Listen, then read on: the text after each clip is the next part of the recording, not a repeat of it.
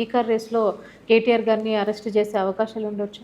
అది వాళ్ళ విఘ్నతకు వదిలేస్తాం. ఎందుకంటే ఎన్నిసార్లు ఆయన 2 సార్లు 3 సార్లు మీడియా ముందు చాలా స్పష్టంగా ఈ ఫార్ములా రేస్ని ఎందుకు తీసుకురావాల్సి వచ్చింది, దానివల్ల మన ఖ్యాతి పెరుగుతుంది, అవి పెద్ద పెద్ద నగరాల్లో జరుగుతుంది, భారతదేశంలో ఎక్కడ జరగని కార్యక్రమాన్ని తీసుకొచ్చి మన దగ్గర చేసుకున్నాం. ఒకప్పుడు చంద్రబాబు నాయుడు బాగా ట్రై చేసిండంట, కాలేదు, బట్ మనం చేయగలిగినాం కదా, సక్సెస్ అయినాం. రెండోది, విశ్వ నగరాల జాబితాలో హైదరాబాద్ చేరింది అంటే భారతదేశానికి గర్వకారణం 100%. రెండోది, ఈ మొబిలిటీ అంటే ఎక్కువగా మనం ఎలక్ట్రికల్ వెహికల్స్ వాడడం వల్ల కాలుష్యాన్ని తగ్గించవచ్చు అనే ఉద్దేశంతో కూడా వారు తీసుకురావడం జరిగింది.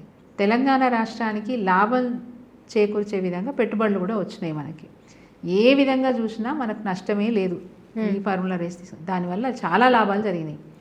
కేవలం ఒక శాఖ నుంచి కట్టాల్సిన డబ్బుల్ని ఇంకో శాఖ నుంచి పే చేసినాం. మళ్ళీ దాన్ని ఎలాంటి పర్మిషన్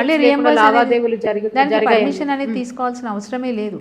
పారదర్శకంగా అమౌంట్ ఎక్కడ ట్రాన్స్ఫర్ అయింది అనేది కనిపిస్తుంది, మళ్ళీ అక్కడి నుంచి ఎట్లా ట్రాన్స్ఫర్ అయింది అనేది కనిపిస్తుంది.